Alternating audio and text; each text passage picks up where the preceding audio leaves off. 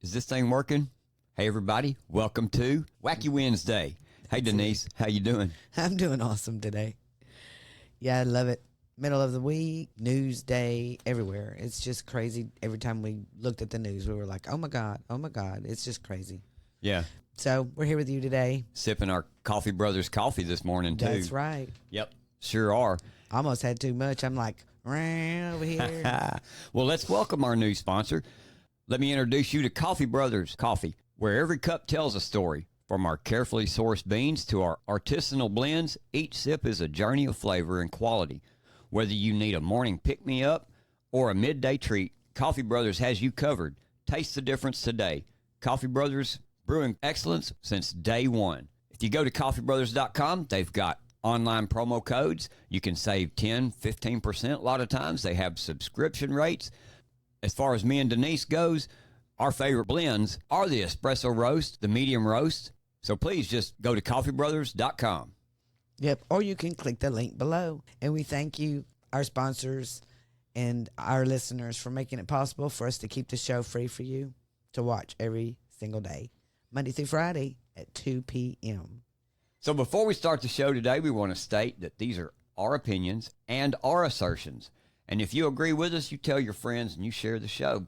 And also stomp that like button and please follow and subscribe wherever you see the name Is This Thing Working? Also, you can get to every show and podcast on our website, www.is-this-thing-working.com. So check us out. And again, thank you for helping Denise and I grow this show. Thank you for being the good, faithful audience that you are. Also, download the Rumble app so you can follow the show and you'll receive instant notifications when we go live Monday through Friday at 2 p.m. Central Standard Time. Thank you. Let's get on with the show. Here we go. As we do every day, we start out with the Trump Watch. And today, as far as the hush money Stormy Daniels case, he's not in court today. But we've got news from that yesterday, too. Yes, we do. We have an update on Stormy Daniels' testimony and what everybody is out there saying about it. So we're going to read from the left, of course, Mediaite.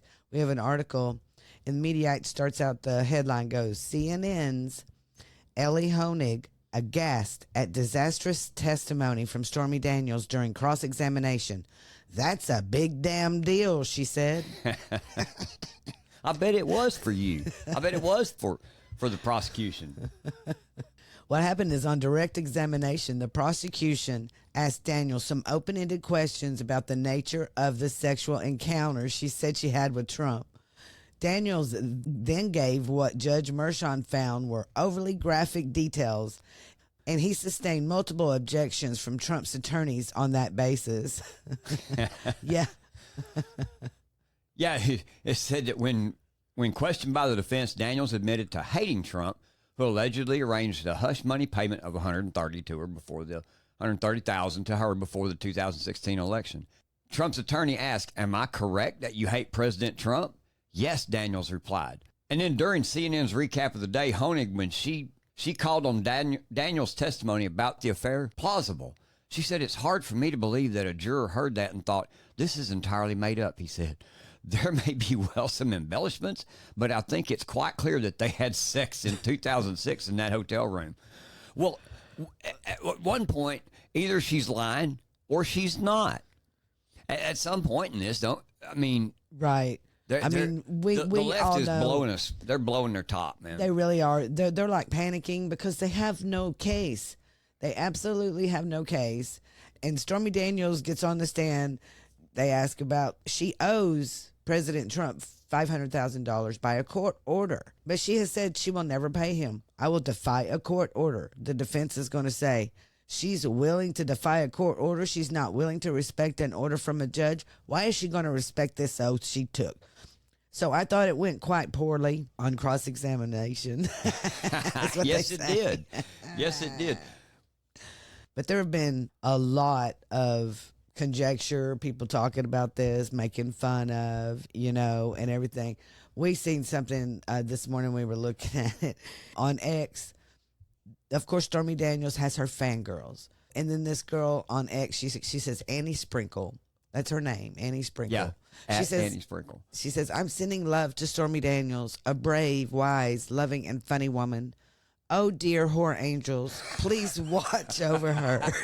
You can't even say it without laughing, can you? You cannot say it with a straight face. I mean, I don't know where these people come from. Where are whore angels? I've never seen a whore angel. I've never seen a whore angel. But continue what she said. She said it's an it's an ouchie seeing news stories saying that Stormy Daniels is an incredible witness because she's a porn star. It's my experience porn stars are damn honest and kind.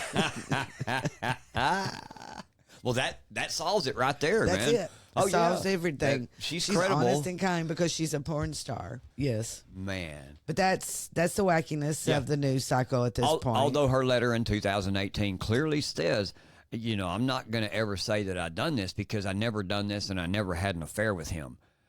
Yes, she even listed the dates that all this has come out, and they continue to pound her and pound her and pound her. And she admits herself on the stand. She hates Donald Trump because Donald Trump fought back. Yeah, but she's credible because she's a porn star. Oh, definitely that. Yeah. We figured all that out just by sitting here chatting with you this morning. That's all it takes, man. If that's all it takes. Yeah, that's all it takes for obviously anyone that goes against President Trump. Right. But we did have a win yesterday. Yeah, this is a lot bigger news than the hush money case, which to me the entire hush money case has been a big nothing burger. It is a nothing burger. Yeah. The only reason it's there is to ruin his reputation and turn the people against him. Right. That's the only reason. It's the same lawfare they do. You know, and that's the thing. I watch the news and I watch people talk and comment about all these things. And do you think their main objective is to find him guilty? Or is their main objective to do what? Just drag him through this. They don't care whether he goes to jail or not. They could care less. They don't care. They don't care less. But they're having fun with it.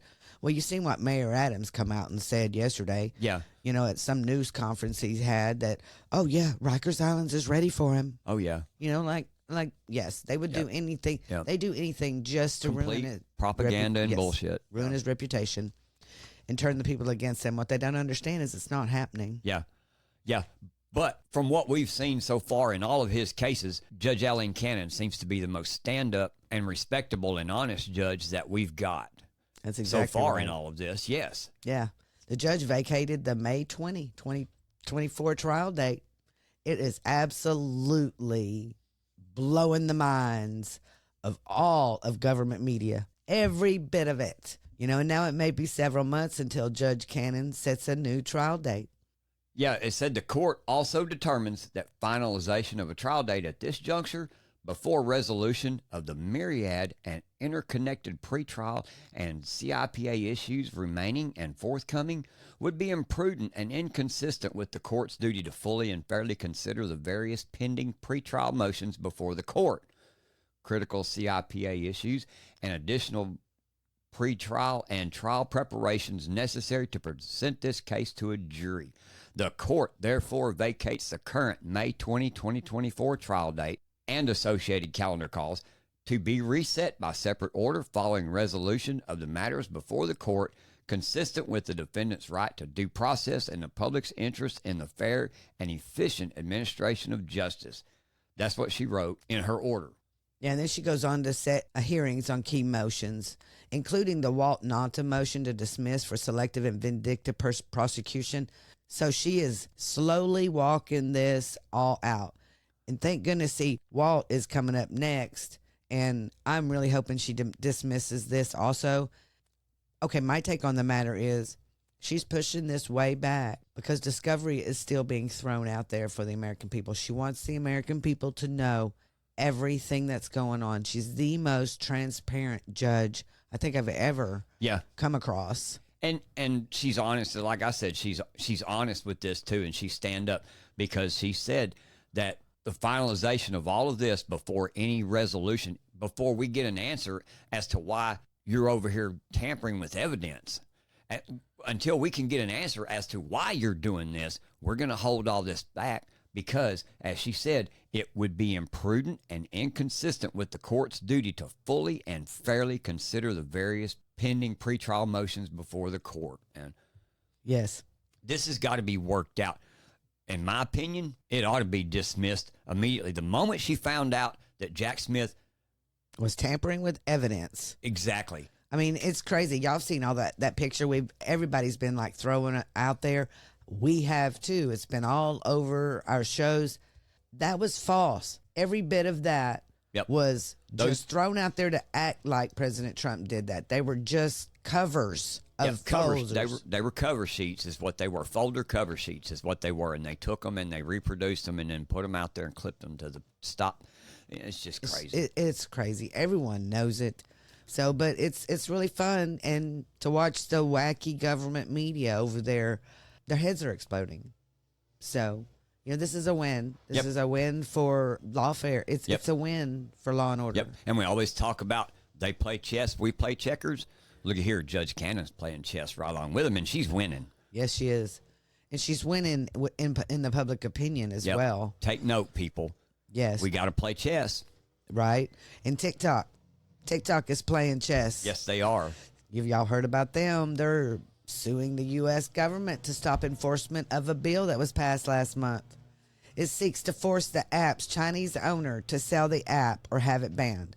You know, I've been noticing lately, all of a sudden they're calling this app a Chinese app. They weren't calling this app a Chinese app in 22 when it helped the Democrats cheat on the election. Right.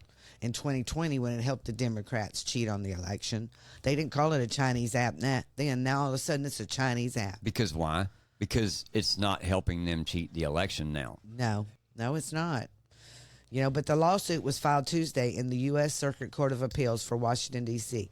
It argues that the bill, the Protecting Americans from Foreign Adversary Controlled Application Act, violates constitutional protections of free speech. They're going to say this suit calls the law an unprecedented violation of the First Amendment.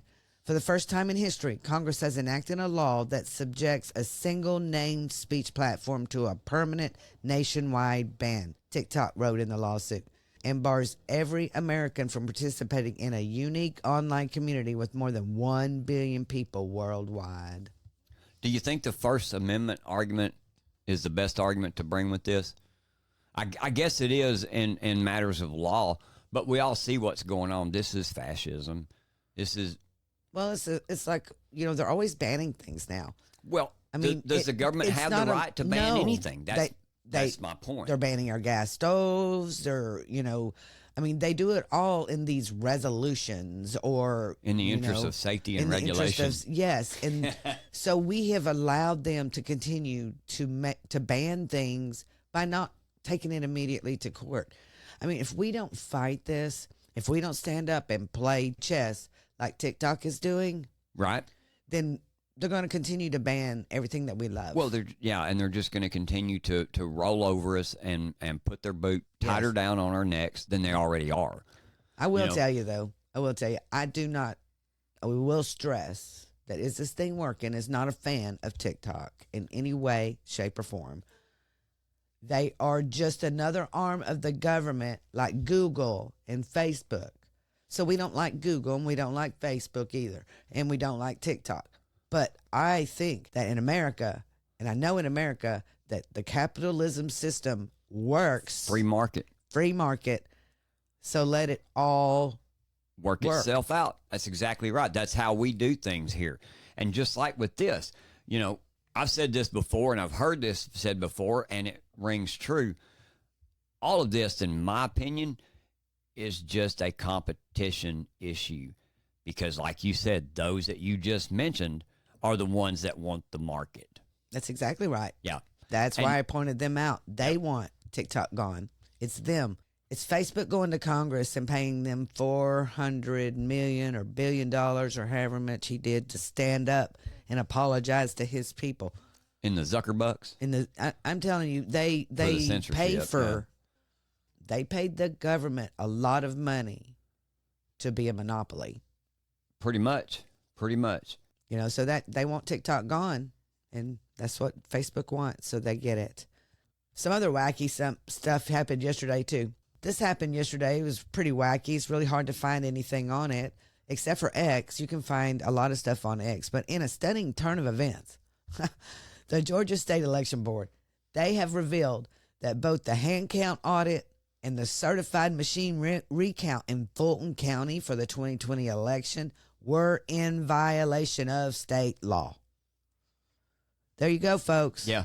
Yeah, their admission comes after an independent investigation found that the county likely scanned thousands of ballots twice during a recount. Here's testimony from that hearing yesterday.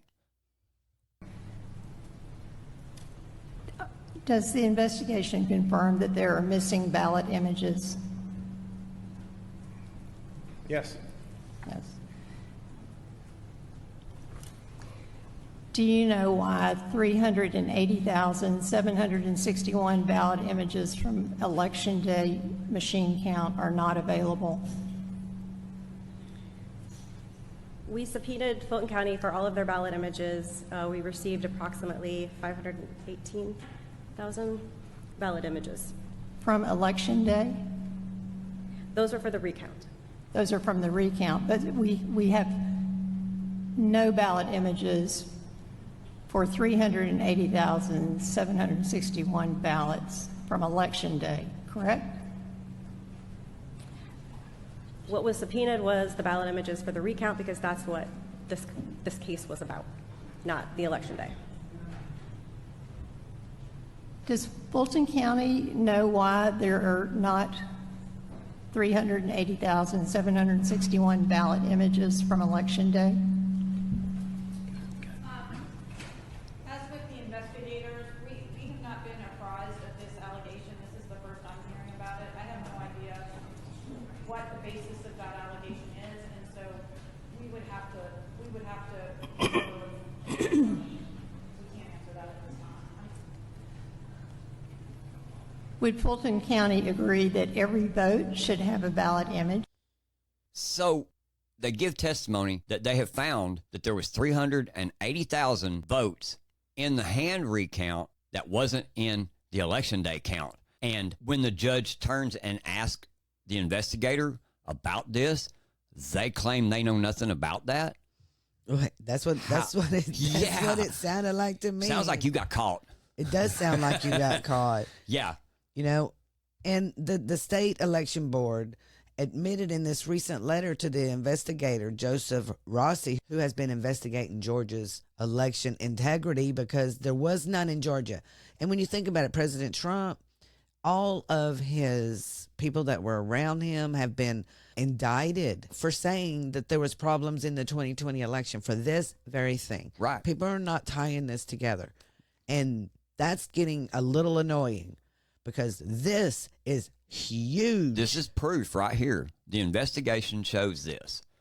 Yeah. Joseph Rossi, he testified before the Georgia Board of Elections, and this is what he says.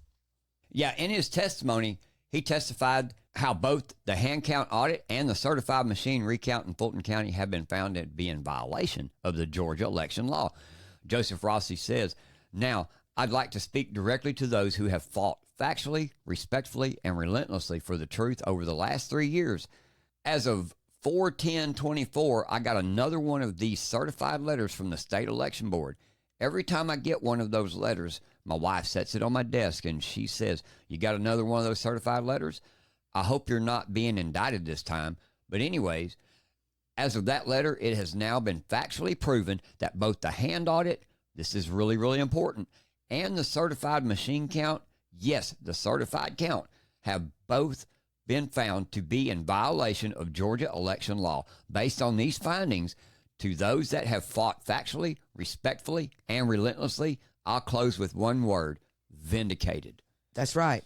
Big win. Big, big win. Do not let these people tell you ever that the election of 2020 was not stolen. It was stolen. We all know it. 100%. There's your proof. There's your proof. And not just Georgia, but we're talking to you last week. Don't forget about Arizona.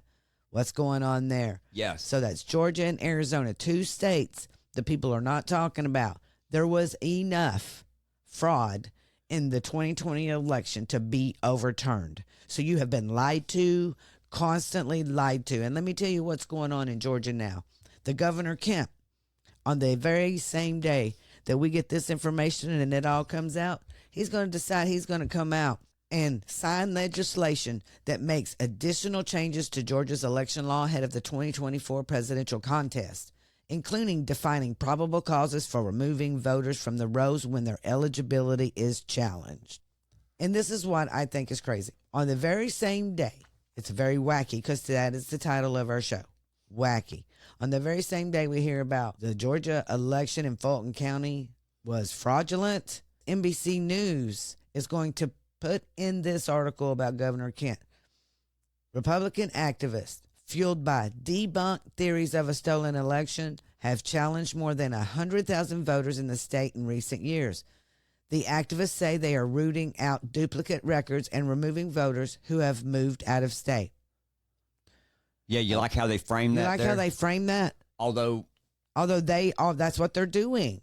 They're removing duplicate voter records. People that moved out of state. That's all illegal to have them vote. It's illegal, period.